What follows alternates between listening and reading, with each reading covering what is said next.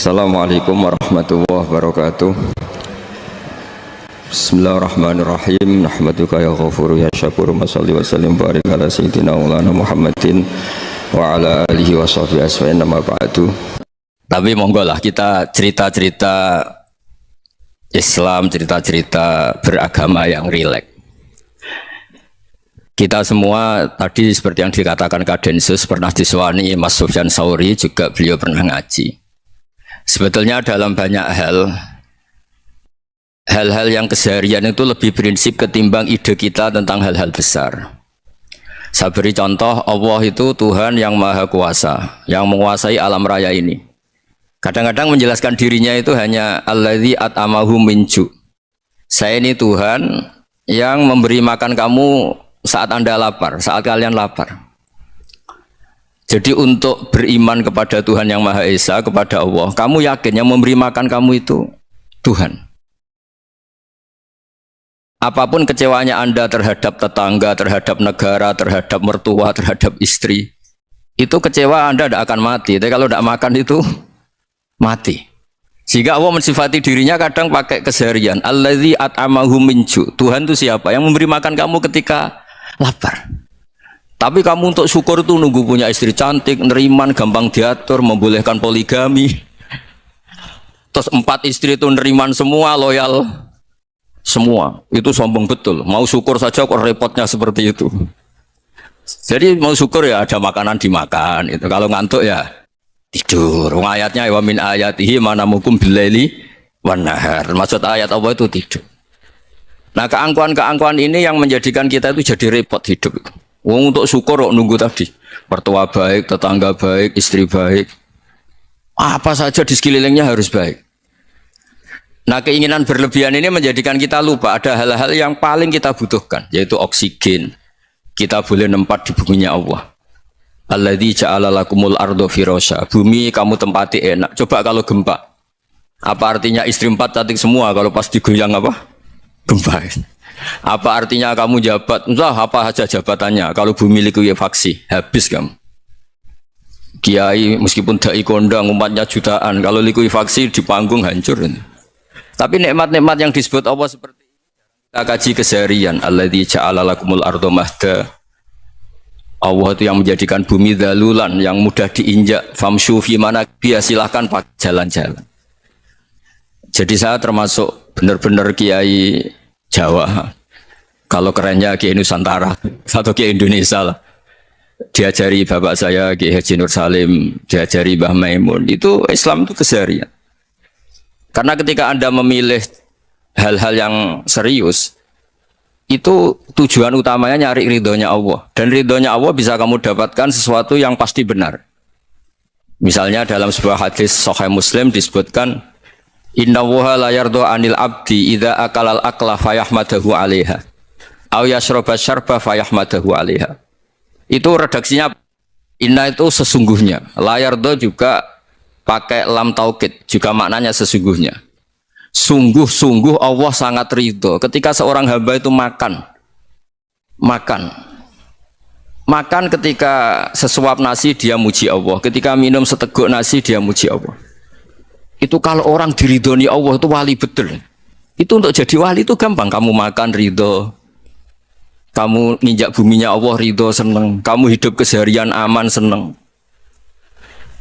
Nah ini supaya sampean kita semua lah, kita semua ngaji betapa panduan Rasulullah untuk menggapai ridho Allah itu banyak yang keseharian sekali.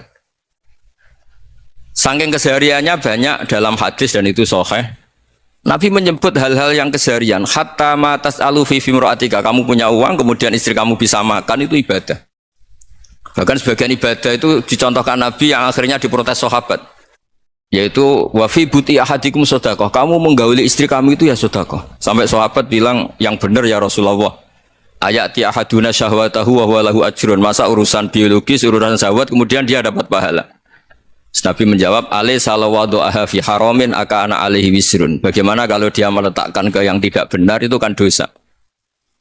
Nah, hal-hal seperti ini yang saya ingin teman-teman semua lah, semua. Saya juga agak ingin ngaji demi Anda juga agak ingin. Itu dosa sekali ngaji kok, pesanan kelompok tertentu itu gak boleh. Islam itu untuk semua. Jadi ya cuma karena di depan saya jenengan ya seakan-akan jenengan korbannya. Itu ada ilmunya dalam usul fikih itu. Jadi orang itu harus ngaji usul fikih. Nama yang disebut, mungkin Mas Sufyan masih ingat zaman ngaji usul fikih. Nama yang disebut itu tidak jaminan sebagai prioritas perintah. Jadi misalnya gini, kebetulan yang di depan Nabi itu Abu Dzar. Nabi ya bilang, ya Abu Dzarin ini uhibbuka misalnya, atau ya Mu'ad ini uhibbuka, atau ya Abu Hurairah ini uhibbuka misalnya. Banyaklah riwayat yang Nabi nyebut ya Abu Dzarin, ya Mu'ad, ya Abu Hurairah. Kemudian misalnya Nabi meneruskan khitab, ini uhibbuka, saya mencintai kamu, fakul dubur sholatin, atau sebagian riwayat disebut fala tada'anna dubura kulli sholatin, Allahumma inni ala dzikrika wa syukrika wa husni ibadatik. Saya mencintai kamu, siapa saja. Mu'ad bisa, Abu Dzar bisa siapa? Saya mencintai kamu, mohon kalau habis sholat kamu jangan lupa wiridan Allahumma a'inni ala dzikrika wa syukrika wa husni ibadatik. Ya Allah, tolong kami permudah supaya mudah ingat engkau. Anda tidak bisa mentang-mentang, nama saya Parmin, nama saya Purnomo, itu yang diperintahkan Mu'ad misalnya. Jadi yang disebut satu, tapi khitab itu untuk siapa saja. Saya teruskan ya. Jadi saya mohon semua kita melakukan kebaikan itu kalau dalam kaidah fikih disebut al yakin la yuzalu bisyak. Banyak kebaikan yang kebenarannya itu 100%. Tidak punya efek samping ke pihak lain, ke kelompok lain, ke komunitas lain. Yaitu tadi misalnya Anda makan dan itu murah sekali, hanya butuh satu piring. Setiap kunyahan kamu muji Allah, setiap minum kamu muji Allah. Itu redaksinya Rasulullah SAW disebut Allah sangat ridho ketika seorang hamba makan, kemudian dia memuji Allah, atau minum kemudian dia muji Allah. Logikanya gampang. Negara seperti ini yang kamu harapkan bentuknya kayak apa, mertua, ipar, komunitas, tetangga, itu nyata terjadi itu kan belum pasti. Sementara yang mesti terjadi adalah kamu butuh makan, kalau tidak mati. Butuh minum, kalau tidak mati. Butuh bumi yang nyaman ditempati, kalau tidak kita juga mati. Sebab itu Allah kalau menyebut nikmatnya itu hal-hal yang keseharian. Alladzi at'amahum min ju'. Allah itu siapa? Allah itu yang menciptakan kamu bisa makan. Tidak berlebihan. Allah itu yang menciptakan kondisi sosial itu ideal. Zaman Nabi itu ya ada orang munafik. Orang-orang pilihan Allah itu juga diuji orang sekelilingnya yang macam-macam. Semua diuji sesuai konteks zaman dan waktu. Nah, tapi ada ibadah-ibadah yang selalu disarankan Nabi. Sampai Nabi itu pernah ditanya, ayul Islam ya khairun ya Rasulullah, Islam terbaik itu gimana? Jawaban Nabi itu unik. It'amut to'am. Islam terbaik itu ya makan-makan, santai-santai. Ketika Allah menyebut beberapa kebaikan, falak tahamal aqobah wa ma adrokan apa? Mal aqobah. Terusannya apa? Fakku rokobah. Terusannya apa? Au it'amun fi yaumin di masubah. Ya, atau acara makan-makan itu juga Islam. Kenapa? Ya bayangkan kalau tidak ada makanan, kita mati kan? Kondisi sosial tidak ideal tuh Anda masih gak apa-apa. Tapi kalau Anda tidak makan, Anda tidak minum, kamu punya istri cerewet masih bisa hidup, punya mertua cerewet masih bisa hidup. Tapi kalau tidak makan bisa mati. Berarti penting mana istri sama makan? Penting mana? Makan. Semoga istri Anda dengar. Nanti kamu disuruh makan tapi pulang deh. Itu kalau dibahasakan makan masih memahami. Penting mana nasi satu piring dengan istri. Nggak ada nasi mati, nggak ada istri belum mati. Penting mana? Gak berani jawab kan? Nah, ternyata Anda ada garang kan di depan istri. Jadi saya mohon lah, mungkin Mas Sufyan Sauri tadi yang bisa bantu lah. Teman-teman tuh ngaji yang keseharian saja. Karena kita nyari ridho Allah itu berdasar firman Allah. Dan firman Allah itu menyebut keseharian tuh riang gampang. Yaitu tadi misalnya wa min ayatihi manamukum billaili wan nahar. Termasuk ayat-ayat Allah itu kamu tidur. Maka dulu itu ada guyonan, ada tokoh Mu'tazilah, kelompok dalam Islam yang berpikir manusia itu bisa menentukan ikhtiarnya sendiri. Karena saya bisa duduk, ingin berdiri, berdiri. Karena kelompok ini nggak terima kalau semua kehendak Allah, nanti bagaimana kalau semua kehendak Allah kok ada hisab ya, ada sanksi. Lucunya itu dia akhirnya ini cerita ya, mencintai seorang perempuan cantik sekali. Dan itu dia menjadi ahli sunnah itu oleh hal-hal yang sepele. Karena istrinya cantik, ya namanya suami istri hubungan intim. Terus ditanya, Mas, masih ingin lagi? Masih. Silahkan diulang lagi. Wah ya tidak bisa. Katanya manusia bisa menentukan yang diinginkan. Itu tobat itu. Itu nggak bisa ditobatkan Mas Sufyan Ats-Tsauri. Orang cantik yang mudah nobatkan orang itu orang cantik. Segampang itu. Akhirnya kita tahu, makanya kalau dalam kitab Hikam itu disebut al-aqil mayakul madza yaf'alu wa hubi wal ghafil mayakul madza af'al. Orang yang punya akal karena sadar ini wilayah Allah, semua milik Tuhan. Itu dia tiap hari berpikir, besok Allah akan melakukan apa terhadap dunia ini. Kamu merencanakan suatu mau plesir ternyata gempa.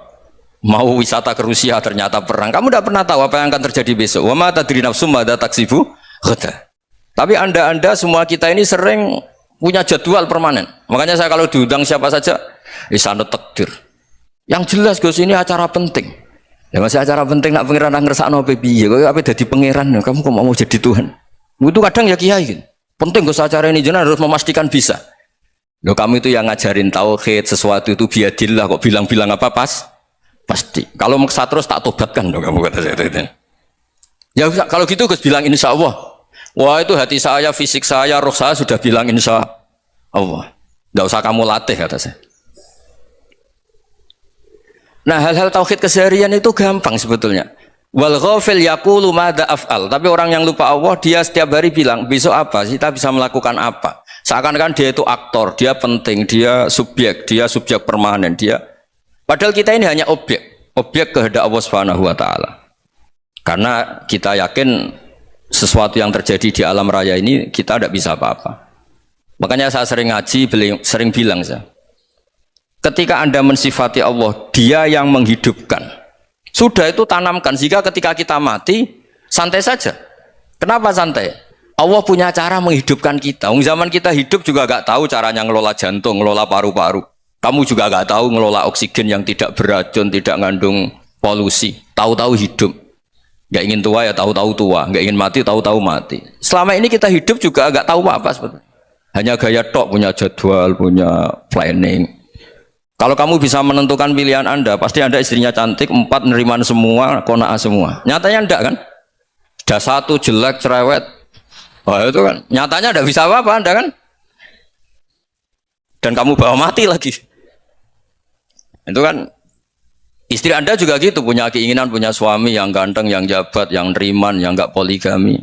Ya tidak kesampaian juga. Kalau kita ngitung tingkat kegagalan kita itu gagal terus. Ya kan? Nah, terus ingat Allah, madza yaf'alu wa hubi. Orang yang punya akal selalu berpikir Allah itu menghendaki apa terhadap saya. Loh, sama-sama orang gitu loh. Ngelihat orang yang serius, itu kata Anda itu pemikir berat, serius, senang punya tokoh yang merengut karena kamu anggap serius. Tapi sebagian orang anggap orang yang serius itu wong merengut, wong masam, wong muka kok ditekuk. Jadi sama itu hati ya muqallibal qulub tsabbit qalbi ala dini, karena kita nggak tahu cara berpikir kita tentang orang lain, tentang sekeliling kita. Misalnya kita orang baik yang jenis ngurmat fakir miskin, ada orang bangun masjid mewah itu janggal. Apa artinya masjid mewah kalau banyak orang kelaparan? Tapi kalau yang jenis pendidikan, apa artinya masjid mewah kalau tidak bisa ngaji? Nanti yang jenis infrastruktur, apa artinya ini kalau semuanya punya sudut pandang yang berbeda-beda. Dan Islam mengapresiasi semua kebaikan. Tapi katakan semua kebaikan itu adalah kehendak Allah Subhanahu wa taala. Karena apapun baik Anda itu pakai fasilitas yang diberikan oleh Allah Subhanahu wa taala. Sehingga ini yang disebut qulillah tsumma darhum fi khawdihim yal'abun. Ya kembali tadi ke tema-tema bahwa keseharian Anda ini sudah Islami. Saat Anda tidak bisa melakukan apa saja. Saya sering ada jenazah, biasanya kalau tetangga meninggal saya sering disuruh ngelepas. Saya bilang orang ini baik. Karena sering ngelamun di rumah, sering nganggur di rumah. Ditanya sama anaknya, kenapa Gus nganggur baik? Ya kalau dia nganggur artinya juga nggak berbuat sesuatu yang maksiat kan? Ya kan? Orang nganggur di rumahnya ya tidak bunuh orang, tidak maling, tidak korupsi, ya namanya nganggur di rumah. Lah cuma istri cara pandang nganggur gak menghasilkan uang gitu. Tapi juga gak menghasilkan kriminal kan. Jadi sebenarnya Islam itu cara, makanya kalau sampai ngaji usul fikih itu ada kitab usul fikih namanya Lubul Usul, itu terkenal sekali di pesantren itu. Itu kalau ngapresiasi keseharian itu luar biasa. Izma min mubahin illa wa yatahaqqaqu bihi tarku haramimma. Karena keseharian yang mubah saat Anda lakukan itu ada kehebatan yang luar biasa, yaitu meninggalkan haram. Makanya dulu banyak orang-orang alim ketemu temannya itu guyon sampai semalaman. Itu biasanya yang semangat Islam itu kiai kok udah tahajud, kiai kok udah witir. Orang yang sedang mapan uangnya banyak, malam itu udah kelayaban itu sudah luar biasa. Melawan nafsu supaya tidak maksiat itu sudah luar biasa, supaya lupa guyon sama temannya semalaman sampai subuh, gejlok-gejlokan ngenang zaman miskin, zaman kuliah nggak jelas, zaman apa. Melihatnya jangan tarkut tahajud seperti ini, meninggalkan tahajud, tapi meninggalnya ini talkul muharramat. Jadi kayak apa hebatnya? Sehingga Imam Ghazali punya riwayat yang agak unik. Hatta takuna ibadatu akhiri hadil ummah iku an-naum. Sehingga suatu saat ibadah terbaik umat ini itu tidur. Itu kan riwayat kontroversi. Ketika Imam Ghazali ditanya, kenapa iya? Kenapa kamu mulai keluar dari rumah itu sudah banyak maksiat? Melihat perempuan yang enggak mahram, melihat fenomena. Tapi kalau kamu tidur itu enggak melihat apa-apa. Tapi juga kamu jangan nganggap tidur itu ibadah betul. Saatnya melakukan fardu ain malah masih tidur. Tapi itu sudut pandang yang menjadikan kita Islam itu gampang. Jadi saat Anda tidak bisa aktivitas apa-apa, misalnya ada beberapa orang yang lumpuh. Lumpuh itu memang nggak bisa Jumatan, nggak bisa ibadah, tapi dia juga nggak bisa maksiat.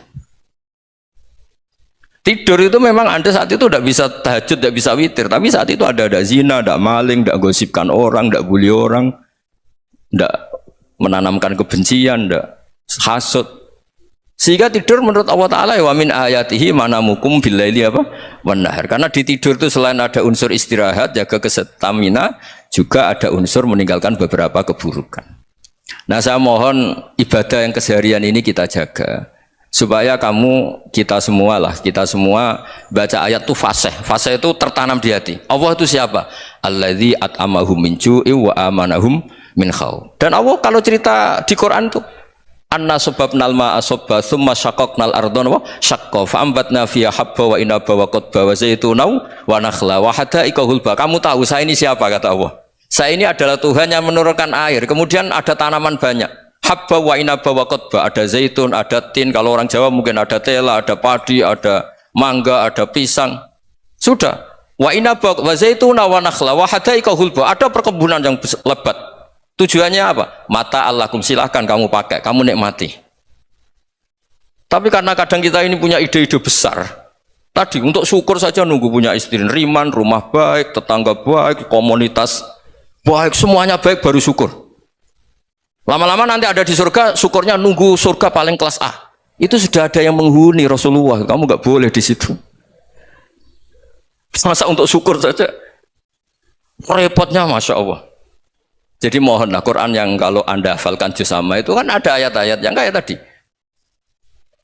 Ya, fal yang dzuril insanu ila ta'ami. Coba lihat apa yang kamu makan ya, dari mana? Dan untuk mempertahankan hidup kamu keseharian. Jadi jangan kira ibadah itu harus membentuk komunitas yang versi Anda. Ibadah itu harus hal yang mulu-mulu. Kesehariannya Anda alami. Loh, ini saya tidak bikin-bikin. Saya ngaji bukan karena berdasar pesanan. Itu ayat yang saya baca kan betul ada ayatnya kan, fal yang dzuril insanu ila ta'ami anna sababnal ma'a sabba thumma syaqqaqnal arda syaqqa fa ambasna fiha habba wa inaba wa qadba wa zaituna wa nakhla wa hada'iqa ghulba. Terusannya apa? Mata'al lakum, silakan kamu nikmati. Mata itu silakan kamu nikmati. Ya kayak sampean dikasih hidangan ya makan. Ya sudah makan, habis makan ya minum, habis itu ngantuk ya tidur. Ya sudah normal-normal saja. Kayak apa indahnya Islam. Tapi Anda mencari Islam yang gimana lagi? Nah, itu yang diajarkan guru-guru kita, diajarkan sanad kita sampai Wali Songo, sampai Rasulullah SAW.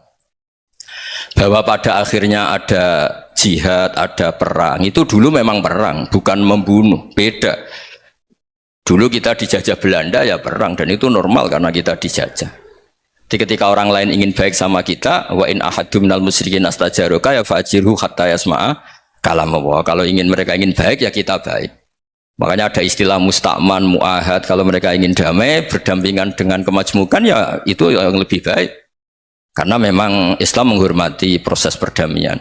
Wa in janahu nawa lisalmi ya fajnah lah. Kalau ingin damai ya kita harus damai. Jadi andai kan dulu Belanda datang ke Indonesia kok minta besanan gitu. Ya mungkin kita juga seneng karena memperbaiki hidung kan kalau minta besanan gitu. Nah tapi wong jajah dulu itu kan masalah kan? Apa? Masalah kan? Jadi saya mohon ya, jadi apa? Makanya saya tadi minta sama Bapak Kadensus kemarin juga pernah main ke saya. Jangan sering ketemu saya ini sudah uzlah, saya ini sudah mau daftar jadi resi. Saya itu kemarin di muktamar juga agak datang, acara di Jogja juga sudah. Karena memang keluarga saya dulu itu bahasa ya, bapaknya bapak saya itu gak keluar rumah itu puluhan tahun. Memang punya adat uzlah. Ya makanya ngaji saya ngaji aja yang gampang-gampang aja, yang nggak orderan, yang nggak pesenan ngaji aja dulu yang gampang. Saya ikhlas, yakin betul saya ikhlas. Ikhlas itu menurut saya itu roh. Orang nggak ikhlas menurut saya itu orang aneh.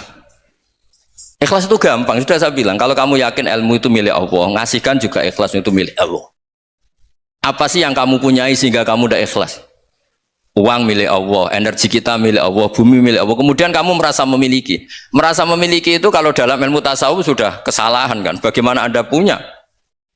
Coba tahu-tahu tanah itu kok milik Anda? Karena saya beli, Gus. Saya beli dari orang, dari Zaid.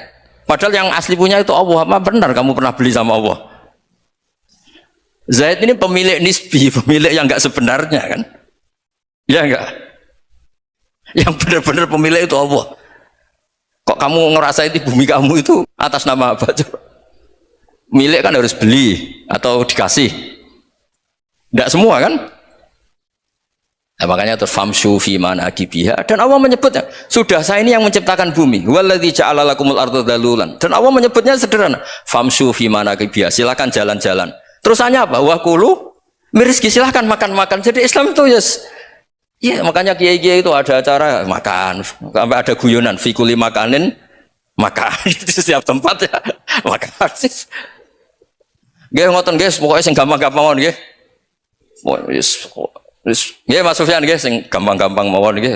Assalamualaikum warahmatullahi wabarakatuh. Perasaan saya juga seluruh ulama di dunia. Saya ulang lagi, perasaan saya juga seluruh ulama di dunia bahwa Islam masuk itu macam-macam sebabnya. Dulu kita tahu, kita sebagai warga Indonesia, Islam masuk itu ya dibawa orang yang agak kedunian, ya kayak jenengan lah kira-kira gitu. Ya kayak mbak-mbak ini, ya agak-agak mata duitan itu. Karena kita tahu rata-rata ahli sejarah mengatakan Islam di Indonesia dibawa kiai apa pedagang. Pedagang tuh nyari uang apa nyari dakwah kira. Ya semoga Anda mirip-mirip seperti itu. Ya jadi nyari uang karena ada nurani Islam sehingga tetap saja membawa Islam. Saya tidak tahu Islam Anda ala apa, tidak tahu, pokoknya mau ngaji ya berarti Islam ala ahli sunnah apa? Wal jamaah. Jadi ini penting saya utarakan bahwa Islam itu agama yang mudah difahami, sehingga dibawa pedagang saja ya kasil gitu. Dibawa orang yang kedonyan kayak jenengan juga kasil gitu. Dibawa orang baik ya kasil, dibawa orang broken juga kasil. Ini penting saya utarakan karena saya ngaji di mana-mana bilang ciri utama kebenaran absolut adalah kebenaran yang bahkan orang nggak benar saja bisa bawa. Tapi bukan berarti saya dukung Anda tidak benar, kan sudah tidak benar dulu sebelum kenal saya. Tapi nggak apa-apa, nggak benarnya umat Islam insya Allah dimaafkan sama Allah Subhanahu Ta'ala. Ya asal tobat maksudnya. Nggak, ini saya beri satu konstruksi pikiran yang saya sering utarakan di ngaji saya. Sampai sekarang saya coba saat tes ini kan di kampus ya, di apa bacanya ini Kim apa? Kim University yang global leader apa in the world itu. Ini keren lah. Jadi acara ilmiah kita ditakdir di gedung apa? Kampus, gedung universitas di begini. Kalau 1 ditambah 1 2 itu namanya hakikat. Ciri utama hakikat adalah siapapun akan menerima. Saya sekarang tanya sama Anda, kira-kira 1 tambah 1 2 itu musuh Anda pun mengatakan 2 apa tidak? Ya. Pekerja Korea ya bilang 2, Rektor Al-Azhar juga bilang 2. Kamu yang sekarang sedang mungkin sebagian broken sama istri juga bilang 2. Istri kamu yang mangkal sama kamu juga bilang 2. Yang cemburu ya bilang 2, yang dicemburuin juga bilang 2. Karena begitu mudah kebenaran absolut diterima oleh siapa saja. Begitu juga eksistensi Allah sebagai Tuhan. Itu mudah diterima oleh siapa saja. Sehingga pembawanya tidak perlu seorang kiai atau gus atau mubalek atau ketua muin, tidak. Cukup karyawan pekerja Korea. Karena kebenaran absolut itu kebenaran yang mutlak. Siapa saja yang waras pasti ngakui. Kira-kira orang yang berpikir sehat pasti berpikir begini, ini yang diajarkan Quran. Bumi ini kadung wujud, sudah wujud kadung wujud, punya eksistensi. Mungkin nggak sesuatu yang wujud kemudian disebabkan oleh sesuatu yang nihilisme, yang tidak ada. Mungkin enggak? Enggak mungkin. Yang namanya penyebab itu harus sesuatu yang wujud. Di mana-mana penyebab itu harus punya eksistensi. Karena langit dan bumi ini kadung wujud, pasti penyebabnya adalah wujud. Karena wujud penyebab harus bersifat super. Lah bersifat super ini oleh ulama dikatakan wajibil wujud. Itu akal siapa saja akan terima. Cuma kemudian setelah nerima itu orang macam-macam cara berpikir. Mungkin orang Jawa dulu bilang itu Sahyang Widi. Kalau orang sini mungkin bilang apa itu? Dewa atau apa ya? Enggak tahu saya itu. Karena itu yang teman sampean, enggak teman saya itu. Tapi yang jelas begini, ini konstruksi ini harus kita jaga. Nanti saya bacakan teks hadisnya. Kebenaran sejati ciri utamanya adalah ada absolutisme, ada kebenaran mutlak. Ciri utama kebenaran mutlak adalah diakui bahkan oleh siapa saja, termasuk oleh orang fasik. Orang fasik itu orang nggak benar. Misalnya ada imam masjid besar Istiqlal, ditanya 1 tambah 1 bilang apa? 2. Nanti kira-kira yang lonte juga bilang apa? 2. KPK juga bilang koruptornya yang ditangkap 2. Nah, eksistensi Allah sebagai Tuhan ini kebenaran yang absolut. Maka agama ini juga boleh diterima oleh siapa saja, termasuk oleh orang fasik, orang nggak jelas. Ini penting saya utarakan karena sekarang marak kelompok yang mengatakan orang Islam kalau zina menjadi tidak muslim, orang Islam kalau korupsi menjadi tidak muslim. Salah sedikit tahlilan jadi kafir, percaya wasilah jadi itu tidak benar seperti itu. Karena kebenaran eksistensi itu kebenaran yang nggak bisa diganggu gugat. Seperti Anda ini kan warga Indonesia. KPK ya warga Indonesia, koruptornya juga warga. Apa setelah dia korupsi lalu tidak warga Indonesia? Tetap warga. Orang yang meyakini kalimat tauhid setelah dia salah apa terus tidak tauhid? Kan tetap ya. Maka dia tetap Ini penting saya utarakan. Kalau seorang warga Indonesia yang koruptor, yang macam-macam saja tetap warga Indonesia, padahal banyak kesalahan. Karena status warga Indonesia adalah status yang permanen. Begitu juga status Muslim adalah permanen bagi siapa saja yang melafadzkan La ilaha illallah Muhammadur Rasulullah. Kita tidak bisa mengkafir-kafir mereka. Itu juga yang sering dipesankan dan jadi ciri khas ulama ahli sunnah wal jamaah, tidak mengkafirkan orang Islam meskipun melakukan dosa besar. Soal dia salah nanti masuk neraka ya silakan saja, saya ada ikut, paham ya, sampai bisa mencoba. Tapi tetap saja dia muslim. Analoginya tadi, analoginya gampang sekali tadi. Orang Indonesia yang salah itu tidak akan merubah statusnya sebagai warga Indonesia. Karena ya memang dia berstatus warga Indonesia. Orang Islam yang sudah melafadzkan syahadat maka menjadi muslim. Saya di mana-mana berkampanye, berfatwa. Orang kafir yang 70 tahun kafir, sekali melafadzkan kalimat tauhid, itu menjadi muslim apa tetap kafir? Muslim. Masa kita yang Islam terus, yang kalimat tahlil la ilaha illallah kemudian menjadi kafir karena kalimat itu? Itu faham aneh apa aneh? Wong yang kafir saja menjadi muslim karena kalimat tauhid, yang Islam menjadi kafir juga karena kalimat. Ini ngajak apa-apaan? Ya ngajak goblok-goblokan, kira-kira kan gitu. Ini penting saya utarakan karena ini penting. Nah, setelah kamu yakin tauhid, ciri utama tauhid itu apa? Menstatuskan sesuatu sebagaimana hakikatnya. Misalnya bumi Korea, ini statusnya tetap buminya Apa? Maka dari awal saya husnudzon sekali sama Allah Subhanahu wa taala bahwa suatu saat di bumi mana saja itu ada tahlil. Enggak ngira kan ada ateis di sini, bumi ateis kemudian ada tahlil, ada sakduna, ada macam-macam. Karena kita ketika sholat, makanya saya tadi janji akan memaknai kalimat-kalimat yang sering Anda baca ketika sholat. Di sholat saat ada itidal ngendikan apa? Rabbana lakal hamdu, ayo dibaca, mil'us samawati wa mil'ul ardi wa mil'u ma syi'ta min syai'im ba'du.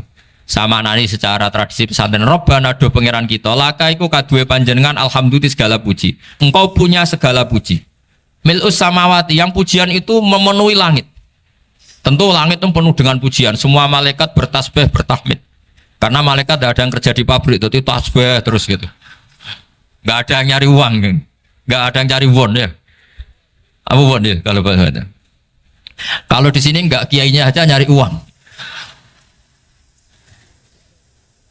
Terusannya apa? Wamil ul ardi, dan pujian itu memenuhi bumi. Korea termasuk bumi Allah apa enggak? Jadi saya sudah menduga suatu saat Korea itu ya penuh dengan pujian. Dan ini betul. Siapa yang ngira kalau di bumi Korea ada yang ngapal lagu Sakduna itu? Itu lagu kesayangan guru kita semua, Kiai Haji Maimun Zubair. Gak ada yang ngira. Siapa yang ngira kalau di sini ada ngaji seperti ini? Di Rusia juga sama. Uni Soviet itu negara ateis. Tapi lama-lama pecah karena glasnost itu dan perestorika itu. Kemudian menjadi pecahan-pecahan negara Muslim. Ada Uzbekistan, Tajikistan, Ceknya, semuanya menjadi negara apa? Muslim. Karena dari awal lakal hamdu mil'us samawati wa mil'ul ardi, dan pujian itu pasti memenuhi langit juga memenuhi bumi. Kalau Anda baca itu di Indonesia mungkin wajar, di Indonesia banyak acara-acara seperti ini. Tapi kalau di Korea ternyata benar. Dan Anda ini kalian semua termasuk pembuktian benarnya wa mil'ul ardi. Keren kan teman? Oh keren sekali, bukan sekedar keren, keren sekali. Makanya saya jarang diundang pengajian mau tapi diundang di Korea mau. Tapi saya ada niat datang undangan. Memang saya ingin datang. Jadi ya karena itu. Ini bentuk penghormatan saya. Bentuk penghormatan saya bahwa pada akhirnya benar-benar lakal hamdu mil'us samawati wa mil'ul ardi. Jadi Anda tidak perlu pesimis, dulu Indonesia juga seperti itu. Banyak Buddha, Hindu, macam-macam ateisme. Kemudian berkatnya para ulama sekarang jadi negara yang mayoritas Muslim. Korea, barokahnya orang-orang kedonyan seperti ini banyak Islam itu. Nggak apa-apa. Karena sebagian agama Islam, sebagian sejarah ditulis di bawah pedagang-pedagang Gujarat. Kira-kira orang Gujarat ke Indonesia dulu yang namanya pedagang cari apa? Uang. Tapi namanya orang Islam hatinya tetap adanya tauhid. Nyari uang ya tetap sambil dakwah. Kalau yang ke Korea langsung kiai mungkin tidak seramai ini Islam. Karena kalau kiai datang langsung dicurigai jadi misionaris, jadi ribet malah. Tapi kalau sampean nggak ada yang curiga. Namanya pekerja, pekerja saja nyari uang. Dan itu memang fakta. Cuma kadang ya sadar terus ya bagus lah seperti itu. Nggak apa-apa. Maksud saya ini saya memberi support, memberi tasjek bahwa Allah itu luar biasa. Jadi kalau ingin menyebarkan agamanya macam-macam. Kadang kiai tidak bisa mengislamkan orang, itu anak-anak mahasiswa pacaran itu banyak yang pacarnya itu masuk Islam. Tapi sampean jangan bilang pacaran halal, ya tidak pernah halal. Tapi Allah kalau menghendaki memberi hidayah itu jalannya macam-macam. Ada yang lewat kerja, coba yang bayangkan ada tahlilan di Korea itu semua kiai tidak pernah bayangkan. Tapi setelah banyak pekerja di sini kemudian mereka insaf atau sedang insaf tidak tahu ini. Sampai kapan insafnya juga tidak tahu. Tapi yang jelas ini hebat, ini apa? Hebat. Tahu-tahu ya seperti ini. Makanya iman saja Rabbana lakal hamdu mil'us samawati wa mil'ul ardi. Masih ditambahi wa mil'u ma syi'ta min syai'im ba'du. Karena Allah itu zat yang tidak terperikan, zat yang tidak terbatasi. Maka pujian di langit dan bumi ini masih kurang. Masih ada apa saja yang nanti akan dipenuhi oleh pujian kepada Allah Subhanahu wa ta'ala. Wa mil'u ma syi'ta min syai'im ba'du. Dan pujian kepada Engkau ya Allah akan memenuhi semua ruangan yang Engkau kehendaki. Mungkin suatu saat negara-negara yang sekarang yang paling minim Islam itu di Amerika Selatan, kayak di Argentina dan sebagainya, itu nanti suatu saat nanti suatu saat juga penuh dengan pujian karena tetap Rabbana lakal hamdu mil'us samawati wa mil'ul ardi wa mil'u ma syi'ta min syai'in ba'd. Saya di Jogja setiap akhir ngaji saya ajarin wiridan. Mungkin wiridan ini tidak asing bagi jenengan karena sering saya baca subhanallah wa bihamdihi adada khalqihi wa ridho nafsihi wa zinata arsyihi wa midada kalimat. Bahwa kita memuji Allah itu adada khalqi, sesuai jumlah makhluk Allah.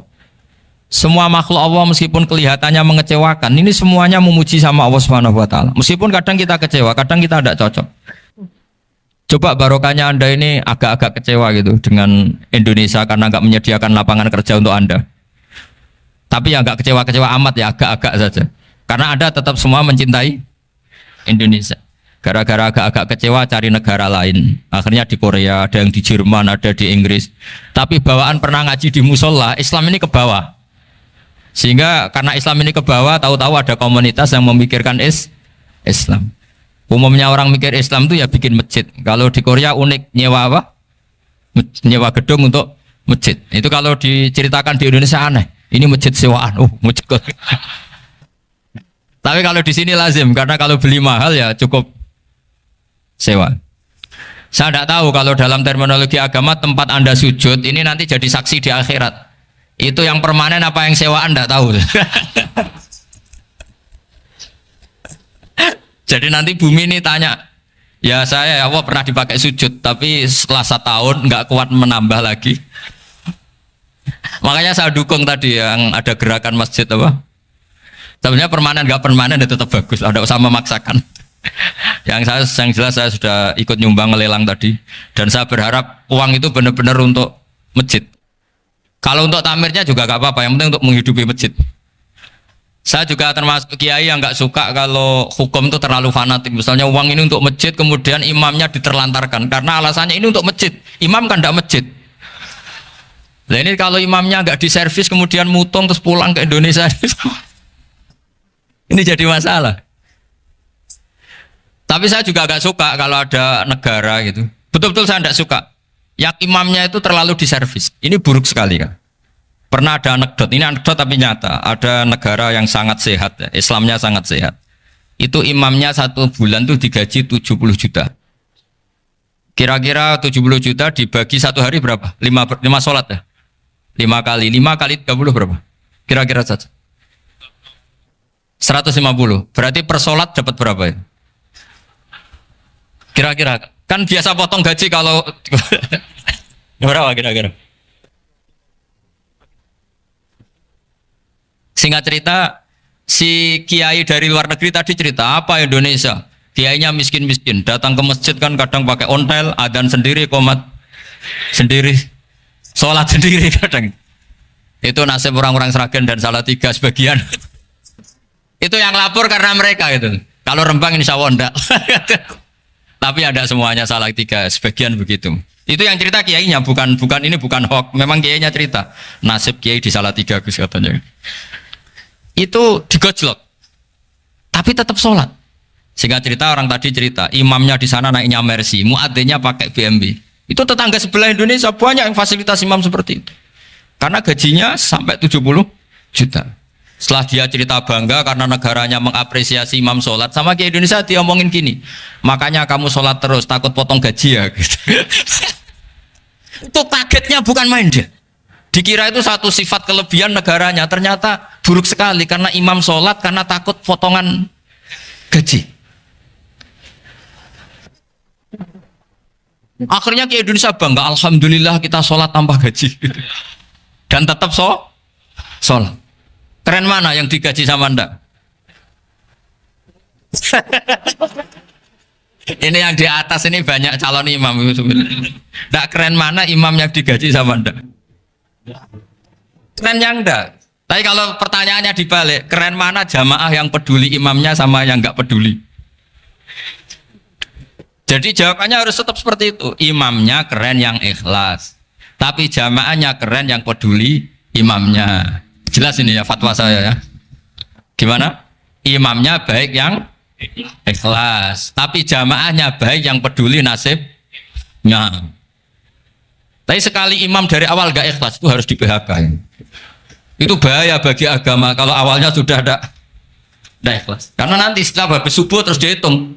Wong setahu saya sholat terus kok kenapa gajinya tinggal segini?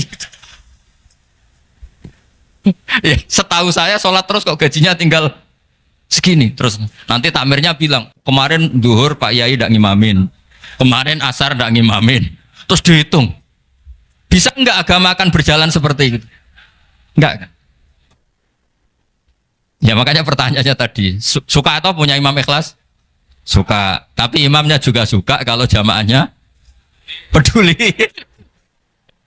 Ini penting, jadi saya mensupport Anda, mensupport kalian semua bahwa agama ini akan diurus oleh Allah Subhanahu wa taala. Makanya Sayyidina Umar radhiyallahu anhu kalau disuruh mikir agama itu tidak mau. Tidak mau betul deh. Ketika Umar jadi khalifah itu puncak keemasan masa Islam. Semuanya stabil, semuanya hebat. Sampai Irak, Iran zaman itu Persia masih. Semuanya Mesir. Itu semuanya ikut Islam. Ketika Islam pada puncaknya, yang dikhawatirkan oleh masyarakat adalah begini. Lalu setelah Umar itu bagaimana? Islam setelah dipimpin orang yang tangguh, yang kuat, yang waroi, yang zuhud. Lalu setelah Umar itu gimana? Tapi Umar disuruh mikir gak mau. Sampai setiap Abdullah bin Umar jalan-jalan di kampung-kampung itu abahnya dianggap pecundang. Tahu sampean pecundang? Orang yang gak tanggung jawab. Karena orang-orang bilang gini, ya Abdullah bin Umar, bagaimana pendapat Anda kalau ada penggembala kambing di tengah hutan atau di tengah padang rumput, kemudian dia ninggal gelanggang kambingnya. Kamu anggap penggembala ini gimana? Oh itu penggembala yang dolim itu. Pasti kalau kambing ditinggal ya kacau. Apalagi nih umatur Rasulullah Shallallahu Alaihi Wasallam. Ini abah kamu tidak pernah wasiat, tidak pernah ngatur suksesi. Lalu Islam setelah dia bagaimana? Suruh dia ngomong penggantinya siapa? Karena beliau sudah sepuh harus ada suksesi. Akhirnya Abdullah bin Umar lapor ke Umar. Ini gimana abah orang mengkomplain begini. Apa kata Umar? Agama itu beda dengan kambing katanya. Agama itu milik Allah Subhanahu. Mbok saya pikir, tidak saya pikir tetap jalan. Nah ini terbukti. Jangan ulama ya ndak, mufti ya ndak, tapi bisa menjalankan agama. Kalau agama sampean pikir malah rusak. Sudah pokoknya lakukan saja, tidak usah dipikir. Akhirnya betul. Karena agama ini milik Allah. Soal kita serius memikirkannya itu karena khidmah, karena kita ingin berbakti pada agama. Tapi Anda tidak boleh berpikir kalau agama ini butuh pemikiran Anda. Beda loh ya. Kita khidmah agama serius karena kita ingin mengkhidmai agama. Tapi agama ini tidak pernah butuh kita. Karena agama ini akan diurus oleh Allah Subhanahu. Coba pas sampean kecil, orang jilbaban di Indonesia itu banyak apa banyak sekarang? Banyak sekarang. Kiainya mutu orang dulu apa mutu orang sekarang? Tapi perkembangan Islam itu ramai sekarang apa ramai dulu? Ramai sekarang. Islam menyebar di seluruh dunia itu zaman Wali Songo, zaman sampean keren mana? Keren sekarang. Kualitas solehnya sampean sama Wali Songo? Wali Songo. Ini betul. Karena agama ini diurus oleh Allah Subhanahu wa taala. Maka kata Sayyidina Umar, agama ini innallaha ta'ala yahfadzu dinah. Innallaha ta'ala la yudhi'u khilafatahu waladina. Allah itu tidak akan menyia-nyiakan agamanya. Ini terbukti. Agama ini pernah dipimpin orang terbaik di dunia, yaitu Rasulullah Shallallahu Alaihi Wasallam. Ketika beliau intakola ila rofiqil ala, ketika beliau pindah ke alam sana, diteruskan oleh sahabat yang tentu jauh di bawah Rasulullah. Diteruskan tabiin, diteruskan para wali songo, diteruskan sang sampean yang jauh di bawah wali songo. Sejauh-jauhnya. Tapi agama jalan sampai Korea. Agama jalan sampai apa? Dulu wali songo itu hanya sampai Mojokerto, sampai Tulungagung. Di bawah sampean, Kelayaban sampai mana ini? Korea. Coba kalau Allah tidak ngurus, nggak bisa. Yang gerakkan hatinya sampean peduli sama masjid siapa? Allah Subhanahu wa taala. Yang menggerakkan hati sampean peduli sama agama siapa? Allah. Tapi yang menggerakkan sampean ke Korea apa? Uang kan?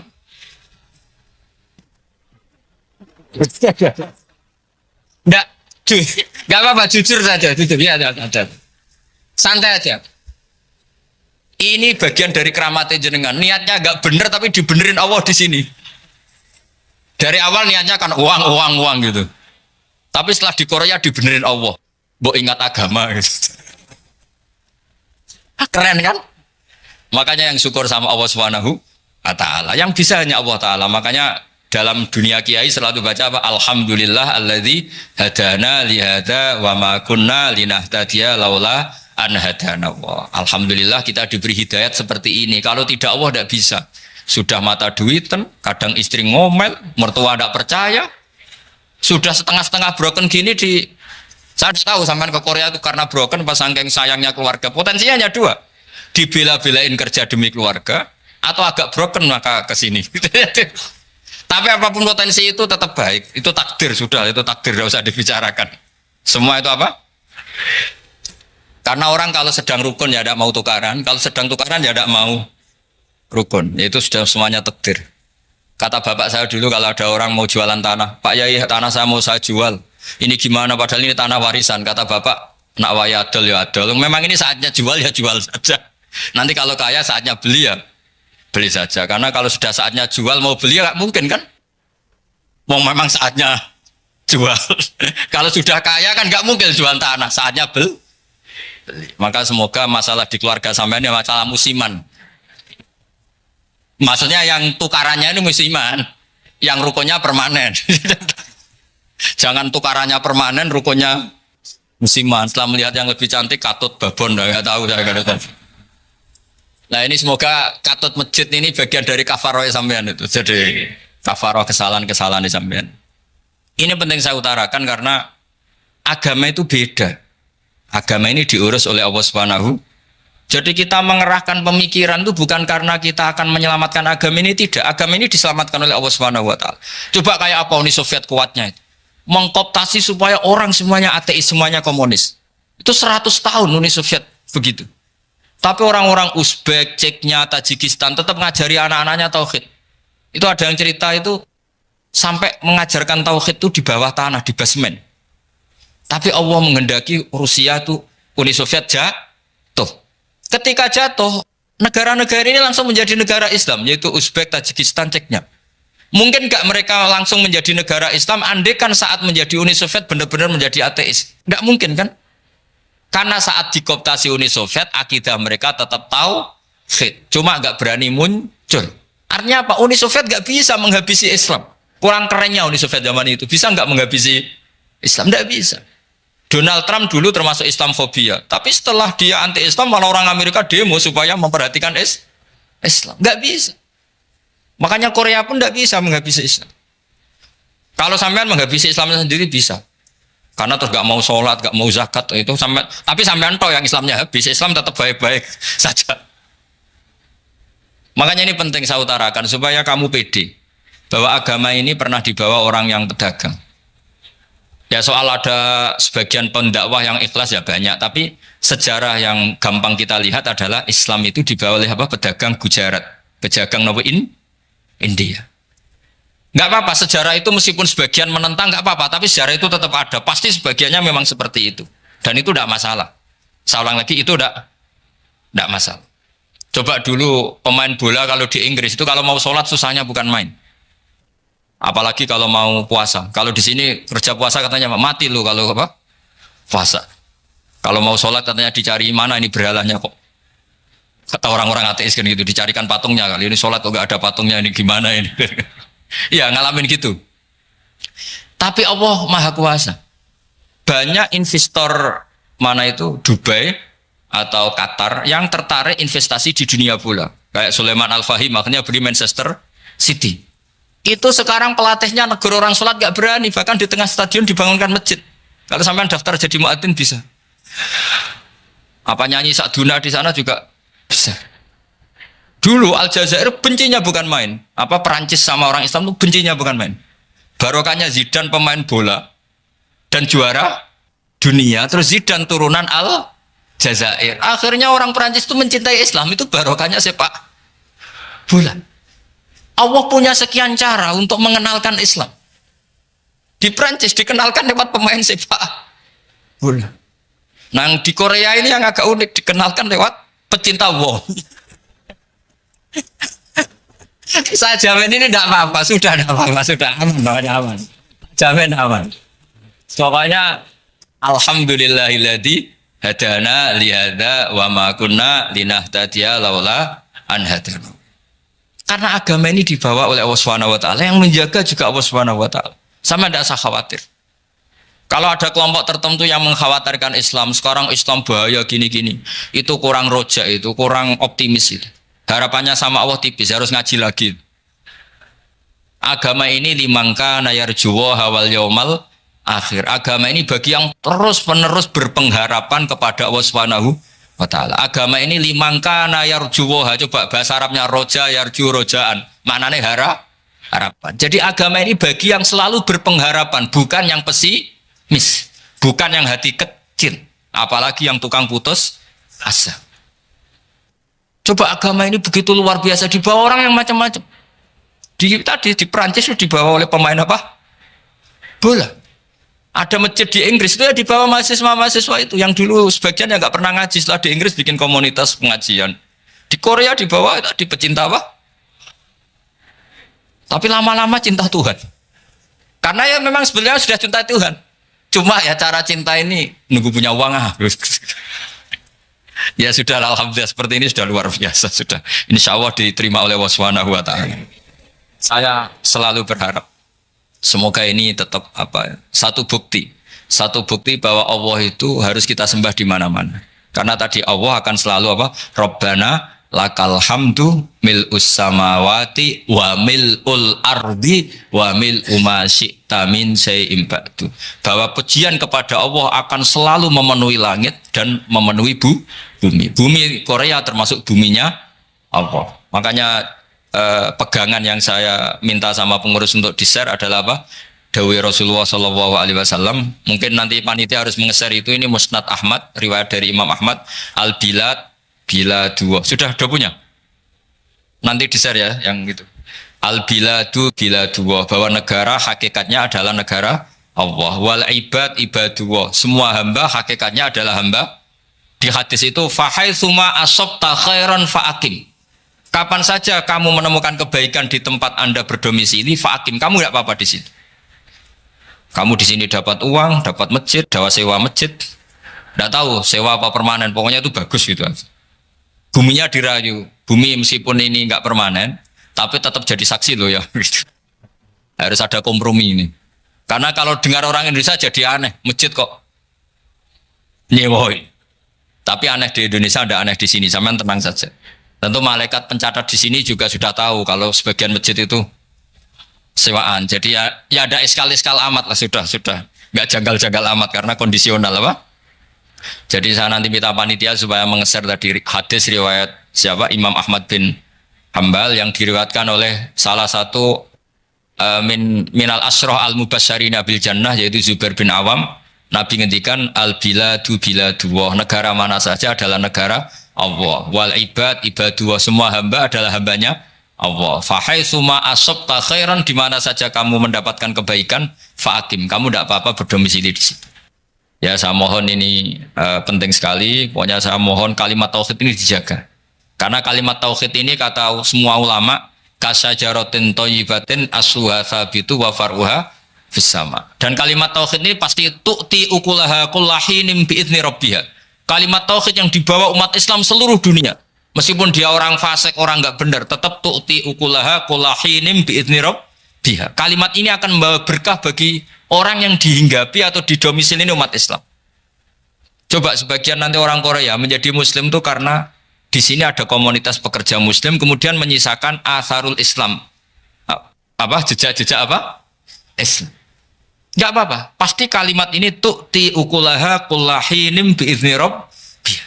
Jadi kalimat tauhid adalah kalimat yang kata Allah tu'ti ukulaha kullahinim bi'izni rabbiha. Anda tidak usah khawatir bahwa apa yang Anda lakukan apapun kecilnya akan ditulis oleh Allah Subhanahu wa taala. Kata Allah, wa naktubu ma qaddamu wa atharahum. Di mana di surat Yasin itu?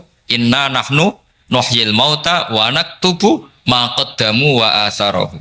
Saya bisa menghidupkan orang mati dan semua amal kalian saya tulis, kata Allah. Wa atharahum, dan jejak-jejak yang pernah kalian lakukan juga ditulis.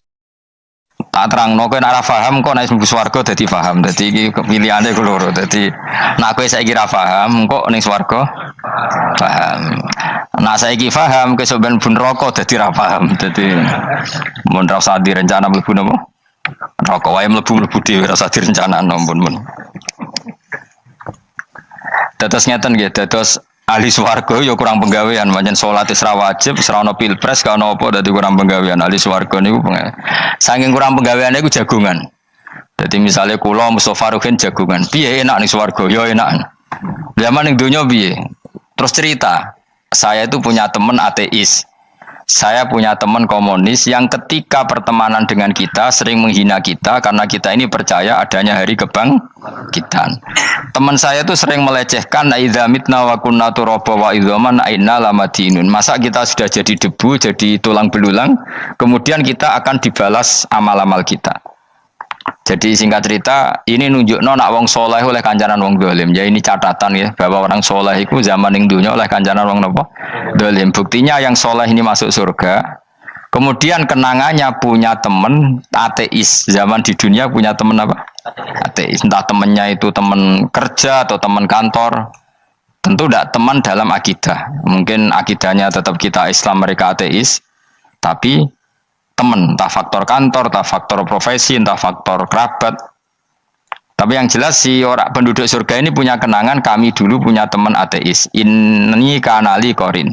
Yang teman saya yang anti Tuhan itu mengatakan, melecehkan saya, aidza mitna wa kunna turaba wa idzaman aina lamadinun. Masa kita sudah jadi debu, jadi balung, tulang belulang, kemudian kita dihisab atau kita nanti ada hari pembalasan.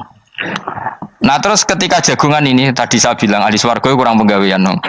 Lah piye delok piye jare kanca-kancane moh aku ora melok di kanca jare. Jadi fayakuluna lah. Jadi ketika Ruhin muni ape delok jare Mustofa jare Kifat moh aku gak kancaku delok dhewe jare.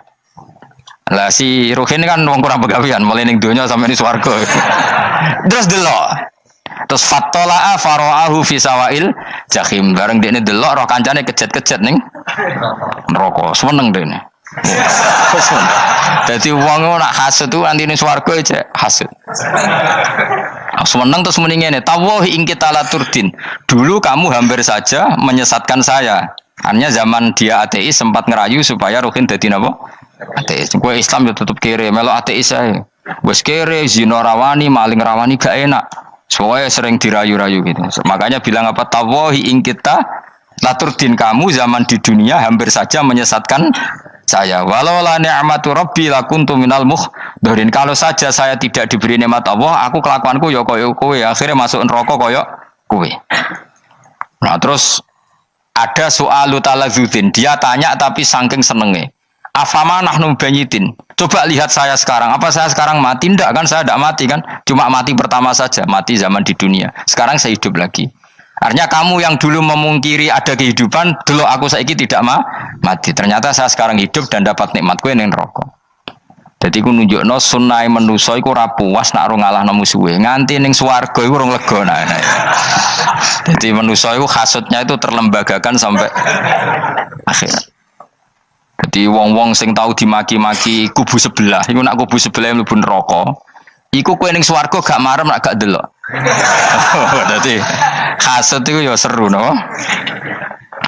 Dadi nak kula pun mboten, makome mboten nonton, kula mboten. Niku makome Ruhin barang dadi lori lho kan dinyak melarat, gendut, kriting mangkel. Kudu menangi sing ngenyak mlebu neraka. Aja sampe sing ngenyak kita mlebu swarga kene mlebu neraka. Wah. Gak puas ya no. Makanya gambarannya Quran itu manusia tetap manusia. Ketika orang kafir dengan segala kenikmatannya, misalnya mungkin Amerika, mungkin negara-negara yang sekarang kumo luhur dengan teori kapitalisnya, mungkin ngenyak Ethiopia, ngenyak Syria, ngenyak. Tapi apapun salahnya Syria, Ethiopia tetap iman, tetap suasana masuk surga. Meskipun ngurmat negara tidak pedes. Tapi yang ngurmat negara benar, tapi ngurmat iman tidak benar, bisa saja nanti masuk neraka. Itu makanya kita problem di dunia kan gitu. Makanya saya mohon, nah, umat Islam itu tidak perlu menjawab kritikan itu. Dari awal kita nanti enaknya itu di surga. Kali di dunia kita pasti salah. Ngelola negara raiso, banyak negara Islam sing carut, napa? Marut. Ngurus bojo raiso, banyak santri sing pegatan. ngurus anak yo ora iso, anak yo debu weling kok bapak. Kita ini kan ngurus yayasan yo ora iso. Kan semua yang berbau Islam mesti carut. Karena ya apa ya, dari awal kita ini mah nggak serius ngurus dunia. Mugi-mugi dapat barokah semua. Matur dengan kata wassalamualaikum warahmatullahi wabarakatuh.